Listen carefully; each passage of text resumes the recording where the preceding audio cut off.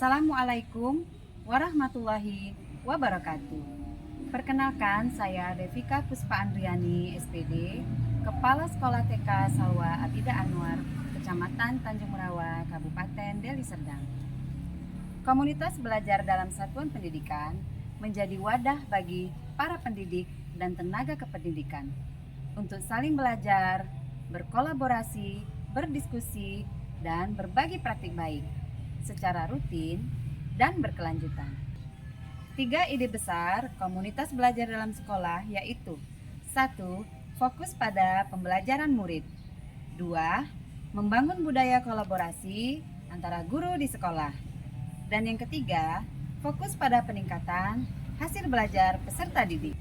Untuk siklus komunitas belajar dalam sekolah menggunakan siklus inquiry, yaitu dimulai dari refleksi awal, kemudian perencanaan, dilanjutkan dengan implementasi dan evaluasi.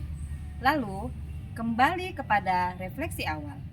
Assalamualaikum warahmatullahi wabarakatuh. Waalaikumsalam warahmatullahi wabarakatuh. Selamat siang dan salam sejahtera untuk kita semuanya. Ibu-ibu, hari ini seperti biasa kita melakukan kegiatan komunitas belajar di sekolah kita. Dari hasil penilaian murid yang kita dapatkan, apakah ada perlu yang kita perbaiki? Izin Bu, menurut saya yang perlu kita perbaiki tentang kedisiplinan anak. Baik, bagaimana dengan ibu-ibu yang lain? Setuju Bu. Oke, kita akan menjadikan hari ini fokus utama komunitas belajar yang perlu dibenahi, yaitu disiplin positif. Baik Ibu-ibu, di sini saya selaku pemimpin dalam diskusi disiplin positif kita ini. Ibu-ibu, bagaimana disiplin positif di kelas ibu-ibu? Bagaimana mereka meletakkan tas, atau mereka merapikan mainannya, atau yang lain-lainnya? Kalau di kelas saya Bu, peserta didik di kelas saya berjumlah 15 orang. 7 peserta didik sudah bisa meletakkan tas, meletakkan sepatu, membereskan mainan, berpakaian rapi, angkat tangan ketika berbicara, dan berdoa ketika melakukan kegiatan. 5 orang peserta didik lainnya belum konsisten untuk melakukan disiplin positif.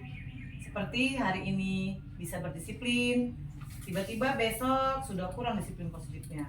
Hal ini disebabkan karena pola asuh yang berbeda dengan yang kita terapkan di sekolah. Informasi ini saya dapatkan dari tetangga peserta didik yang kebetulan adalah rekan saya.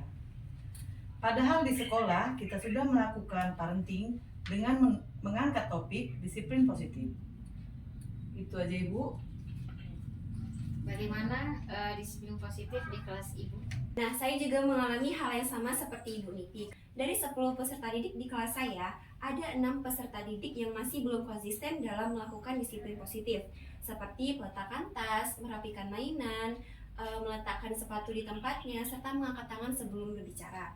Dan 4 peserta didik lagi sudah mulai terbiasa melakukan disiplin positif. Sepertinya permasalahan kita sama ya Ibu. Di kelas saya juga seperti itu. Untuk menggantung tas juga peserta didik saya juga ada yang masih belum bisa. Ada juga nih 2 peserta didik saya berpakaiannya itu belum rapi gitu ketika datang ke sekolah. Ada juga 3 peserta didik saya ketika mereka berbicara dan ingin bertanya itu mereka tidak mengangkat tangan seperti itu. Dari permasalahan ini ibu-ibu, sepertinya kita perlu melihat KSP dan modul ajar kita agar topik-topik disiplin positif ini masuk ke dalam pembelajaran kita.